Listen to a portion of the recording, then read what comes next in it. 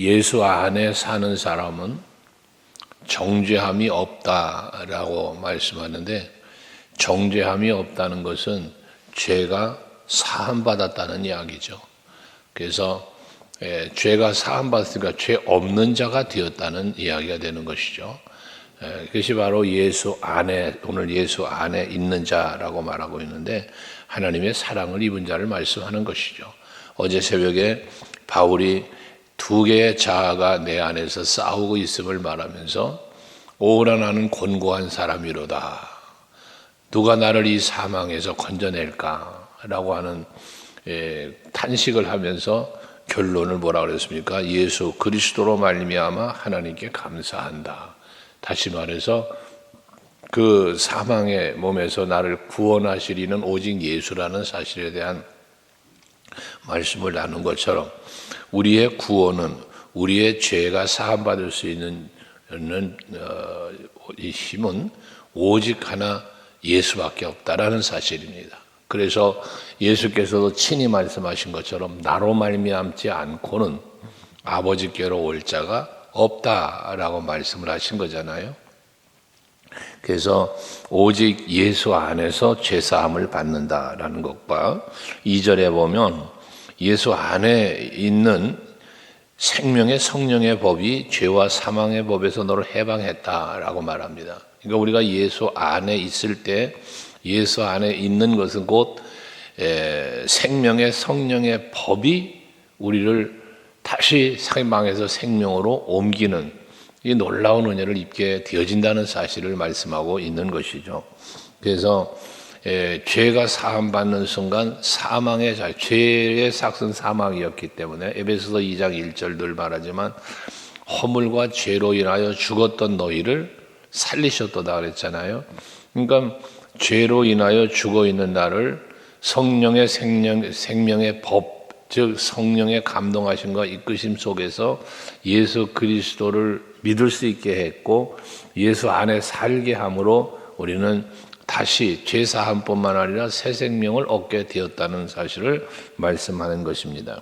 그래서 이와 같은 죄사함의 은혜와 우리에게 새 생명을 주시기 위해서 3절에 보면 예수님을 뭐합니까? 육신의 몸을 입혀 이 땅에 오게 하셨다는 거잖아요.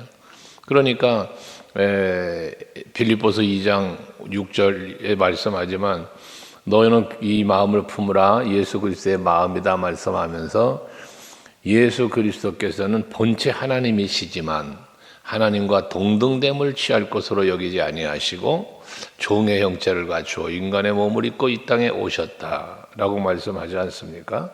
또 예수께서도 친히 말씀하신 것처럼, 인자가 온 것은 섬김을 받으려 함이 아니고 도리어 섬기려 하고 많은 사람의 대속물이 되기 위하여 오셨다라고 말씀을 하시잖아요. 그러니까 예수께서 이 땅에 인간의 몸을 입고 오셔서 우리의 죄를 사하시고 사망에서 생명으로 살려내시기 위하여 오셨다는 거예요. 하나님이 세상을 이처럼 사랑하사 독생자를 주셨으니 그러잖아요. 그게 바로 하나님이 우리를 향한 사랑이었다는 거예요. 우리의 구원을 위하여 그렇게 그 일을 하셨다는 것입니다. 그러면서 4절에 보면 육신을 따르지 않고 그 영을 따라 행하는 우리에게 라는 말을 해요. 그러니까 우리는 육신을 따라 사는 자가 아니라 영을 따라 사는 사람이 이미 된 거잖아요. 그런데 그러한 우리에게 율법의 요구가 이루어지게 하려 하십니다 라는 말씀을 합니다. 율법의 요구. 어제 예수께서 이 땅에 오신 것은 율법을 폐하러 오신 게 아니라 율법을 완성시키러 오셨다라고 말씀하셨잖아요. 마태복음 7장 말씀에서 그것처럼 마태복음 5장에서 그런 것처럼 예수께서 오셔서 율법을 완성하신 것처럼 또 율법으로 요구하는 게 있다는 거예요. 우리에게 요구하는 거. 율법의 요구가 무엇입니까? 그게 죄의 삭시예요. 이렇게 죄를 범하면 죽는다라는 거예요. 이게 율법이잖아요. 그런데 이게 요구하는 그 죄의 죄의 삭시인데, 죄값을 뭐로 지불하셨냐? 예수께서 십자가로 죄의 삭을 지불하시고 그 삭슬 지불하시고 대속제물 대심으로 우리의 죄를 사해 주셨다는 거죠. 이게 율법의 요구라는 거예요. 그러면서 이어진 말씀들은 그런 요구가 이루어지게 하려 합니다라고 했으니까, 그래서 예수님이 인간의 몸을 입고 이 땅에 오신 거고 십자가를 지신 거라는 거예요. 그 율법의 요구를 이루시려고. 그러므로 우리는 이제 어떻게 살아야 될 것이냐, 육신을 따라 사는 자가 아니라 영을 따라 사는 자로 바뀌어져야 된다는 거예요. 이걸 이렇게 하시려고, 이게 율법의 요구는 결국 죄의 삭슬을 지불하고 이제 우리는 새 생명을 얻는 게 율법의 요구라는 거죠. 이걸 예수님께서 이루셨다는 거잖아요. 그러면서 뒤에 5절 이하에 육신을 따르는 자와 영을 따르는 자를 비교하여 말씀을 하죠. 육신을 따르는 자는 육신의 생각을 하고 살게 되고, 영을 따르는 자는 영의 일을 생각한다는 거예요. 그 육신의 일과 영의 일, 그러니까 생각하는 대로 산다는 얘기가 되는데, 앞에 말한 생명의 성령의 법이 또 예수 안에서 우리가 살면 우리는 어떤 생각을 하느냐, 영의 생각을 하고 산다는 말이에요. 그러니까 영의 생각을 하고 사니까 이 영의 생각은 무슨 생각입니까? 하나님의 생각이죠. 예수를 생각하는 거죠. 성령의 감동 속에 사는 거죠. 그게 우리 믿음의 사람이 살아가는 삶이어야 된다는 거거든요. 그러니까 육신의 일을 생각하는 육신을 따르는 자는 육신의 일을 생각하는데, 그 육신의 일을 생각하는 사람은 결과적으로 뭐냐? 그 삶을 살아가는 사람, 육신을 따라 사는 사람이죠. 육신을 따라 사는 사람, 육신을 생각하는데 그 결과가 뭐냐? 사망이라는 거예요. 그런데 영의 일을 생각하는 사람은, 영을 따르는 사람은 영의 일을 생각하는데, 영의 생각은 6절에 보니 뭐라? 생명과 평안이라는 거예요. 그러니 결과가 다르잖아요. 결과가. 육신을 따르는 자의 결과는 사망이고, 영을 따르는 자의 결과는 생명과 평안이다. 그러므로 여러분들이 예수를 믿고 누려야 하는 것이 뭐냐면 생명과 평안입니다. 예수를 믿고 구원받아 영생을 얻었다로 끝나는 게 아니라 평안을 누려야 돼요. 평안을. 이게 영을 따르는 자가 누리는 삶이에요. 근데 우리가 마음의 평안을 누리지 못한다? 영을 따르고 있지 않다는 증거가 되는 거예요. 가만히 여러분 한번 생각해 보십시오. 내 마음이 불안하고 평안이 깨어지는 순간이 어느 때입니까? 무슨 이유가 무엇입니까를 생각해 보면 전부 육신의 생각입니다. 세상 일 때문에 그렇습니다. 그것 때문에 평안이 무너지는 거예요. 여러분, 예수님을 생각하는데 불안합니까? 성령에 충만했는데 불안합니까? 아니죠. 그래서 육신의 생각과 영의 생각은 전혀 다르고 그 따르는 삶의 결과가 분명히 다르다는 것입니다. 심지어 7절에 보면 육신의 생각은 하나님과 원수가 되나니라고 말합니다. 그러니까 육신의 생각은 어디서 왔어요? 육신을 따르는 삶을 사는 사람이 가지고 있는 생각이에요. 그 결과가 사망인데 하나님과 원수가 됐다라고 말하잖아요. 하나님과 가까이 할 수가 없어요. 육신을 따르는 사람은 육신의 생각이요, 결과는 죄를 범하게 되는 거고, 결과적으로는 그 죄의 삭이 사망이니까 하나님과 원수가 되는 거예요. 하나님과 원수 되는 게 결과적으로 뭐예요? 하나님의 말씀 안에 살지 않는 거죠. 1절에 말한 예수 안에 살고 있지 않은 거예요. 생명의 성령의 법에 따르지 않는 거예요. 그게 하나님과 원수되는 것이거든요. 그 원수가 되어지니 그 원수가 되어진 결과가 무엇입니까? 하나님과 원수가 됐으니까 이는 하나님의 법에 굴복하지 아니할 뿐 아니라 할 수도 없느니라 그러잖아요. 하나님의 법을 따르지라, 굴복하지 않는다, 순종하지 않는다는 거예요. 하나님의 말씀에 순종하지 않으니까. 근데 또 할 수도 없다 그러잖아요. 할 수가 없는 게 육신의 생각 속에 육신을 따르는 삶을 사니 하나님의 법을 따라 살 수가 없는 거죠. 그래서 여러분들 언제나 하나님과 원수된 삶이 아니라 하나님을 가까이 하고 하나님의 자녀된 은혜를 누리면서 그로 말미암아 주어진 생명과 평안을 마음껏 누리면서 살아갈 수 있는 여러분들 될 수 있기를 바랍니다. 그러시면서 하신 말씀은 8절에 또 육신에 있는 자들은 하나님을 기쁘시게 할 수 없다라고 말하잖아요. 그러니 이 육신에 있는 자가 누구의 육신에 있는 자는 예수 안에 있는 자가 아니잖아요. 육신에 있는 자는 예수 안에 있는 자가 아니고 육신에 있는 자는 하나님과 원수된 자고 하나님의 법을 지킬 수 없는 자들이니 하나님을 기쁘시게 할 수가 없죠, 당연히.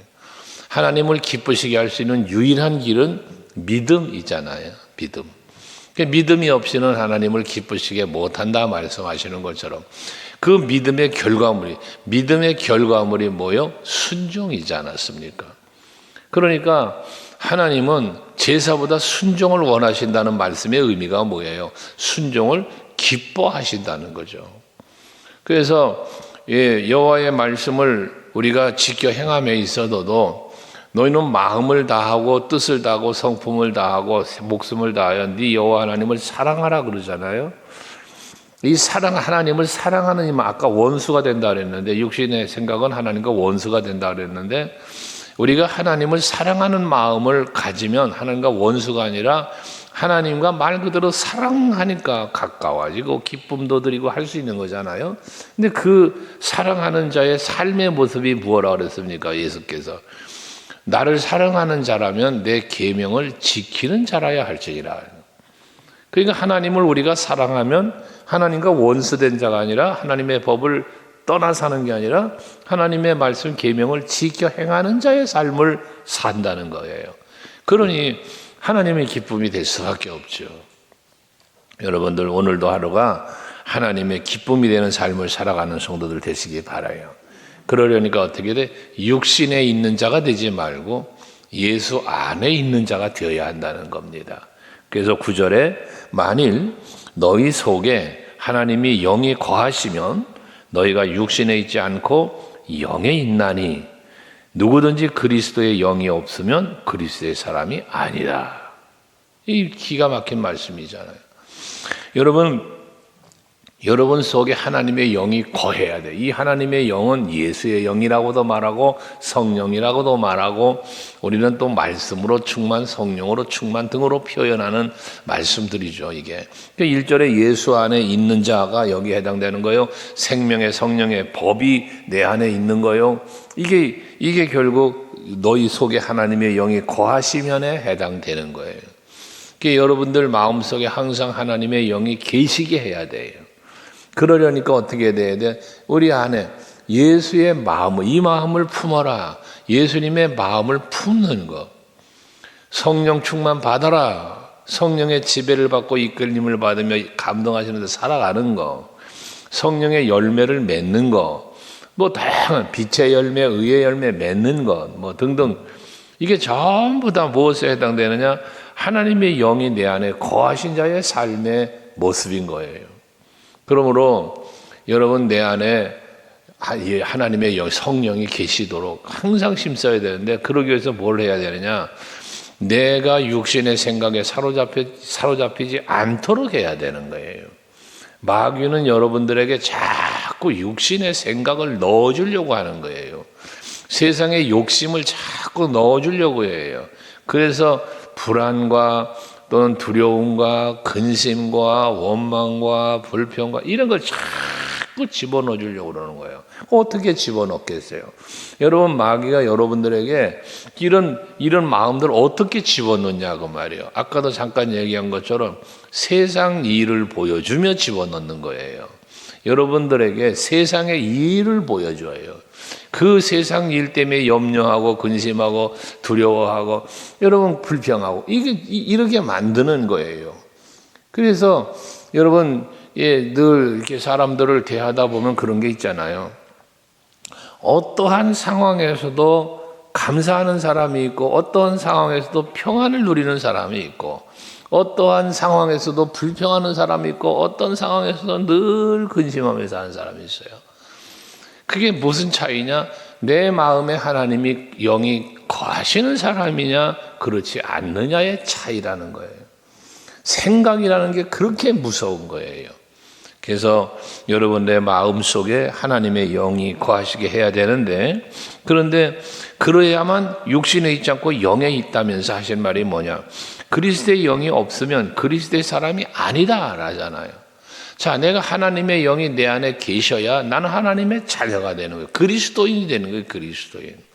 요한복음 1장 12절에 말씀하잖아요. 영접하는 자, 곧 그의 이름을 믿는 자들에게 하나님의 자녀가 되는 권세를 주셨다 그러시잖아요.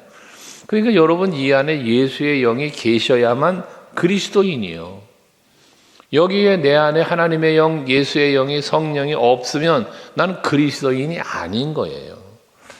그리스도인답게 산다라는 표현을 우리가 하잖아요. 그리스도인답게 산다. 안디옥 교회 사람들이 비로소 그리스도인이라 칭함을 받았다고 할 때 그 그리스도인이라 칭함을 받게 된 시작이 무엇입니까? 성령이요. 성령에 대해서 들은 바도 없다는 사람들이죠. 그런데 복음을 통하여, 말씀을 통하여 성령이 들어가니까 비로소 그리스도인이라 칭함을 받더라는 거예요. 여러분들이 교회를 얼마나 많이 다니느냐가 보다 중요한 게 뭐냐면 내 안에 하나님의 영이 계시냐 안 계시냐라는 거예요. 그게 내가 그리스도인이냐 아니냐의 결정을 내기 때문에 그런 것입니다. 그래서 10절에도 보면 그리스도께서 너희 안에 계시면 몸은 죄로 말미암아 죽은 것이나 영은 의로 말미암아 살아있는 것이다. 다시 말해 예수의 영이 내 안에 계셔서 나로 그리스도인 되게 하고 하나님의 자녀가 되게 할 때 그게 진정한 뭡니까? 산 자의 삶이라는 거예요. 살아있는 자의 삶이라는 거예요. 살았다고 하는 이름은 있으나 죽은 자로다. 이건 뭐예요? 영이 죽은 걸 말하는 거잖아요. 근데 우리는 뭐 했어요? 영이 살아있는 거예요. 그러니까 내 육신은 죽어 흙으로 돌아가도 내 영은 살아있기에 하나님 나라에 이르는 거고, 우리의 영이 살아있기에 하나님의 나라를 지금도 육신의 몸을 입고 살지만 하나님의 나라를 바라볼 수 있게 되는 거예요. 이게 소망이라는 거예요. 소망. 우리 성악교회 성도들에게는 하나님의 나라에 대한 소망이 분명하게 있기를 바라요. 그 소망이 있어야 행복하고 그 소망이 있을 때 즐거운 거예요. 이 평안과 즐거움이 여러분의 누림이 돼야 되지 않겠어요? 근데 아까 뭐랬어요? 마귀는 자꾸 하나님의 나라를 못 보고 하나님의 나라를 생각하지 못하게 한다니까. 자꾸 세상만 보게 한다니까요. 그래서 11절에 예수를 죽은 자 가운데서 살리신 이의 영이 너희 안에 거하시면 그리스도 예수를 죽은 자 가운데서 살리신 이가 너희 안에 거하시는 그의 영으로 말미암아 너희 죽을 몸도 살리시리라. 내가 예수와 함께 죽을 때 예수와 함께 산다는 거잖아요. 바울이 그거잖아요. 내가 그리스도와 함께 십자가에 못 박혔나니 그런즉 이제는 내가 사는 게 아니고 내 안에 그리스도 예수께서 사시는 것이다. 이게 지금 그 갈라디아서 2장 20절의 말씀에 대한 이야기를 오늘 이렇게 길게 한 거예요. 여러분 속에 예수가 계신지를 늘 점검하셔야 돼요. 내 안에 하나님의 영이 계신지를 늘 점검을 하셔야 돼요. 그 점검은 간단한 거예요. 내 마음에 평안이 있냐? 아니면 내 마음에 근심이 있느냐? 평안이 있다면 예수의 영이 있는 거예요. 근심이 있다면 이거 없는 거예요. 그러니까 항상 신앙생활 하시면서 여러분의 이 생각을 하나님이 주시는 생각을 하자. 성령이 주시는 생각. 그래서 육신을 따르는 자는 육신의 일을 생각하고 영을 따르는 자는 영의 일을 생각한다 한 것처럼 여러분들이 오늘도 하루를 사시면서 육신을 따라 살지 말고 영을 따라 사는데 그 영을 따라간다는 게 예수 따라가는 거고 말씀 따라 살아가는 것이라는 걸 기억하시고 그렇게 합당하게 오늘 주신 말씀에 합당하게 오늘 하루도 믿음에 승리하며 평안을 누리며 사는 하루가 되시기를 축복합니다. 기도하겠습니다.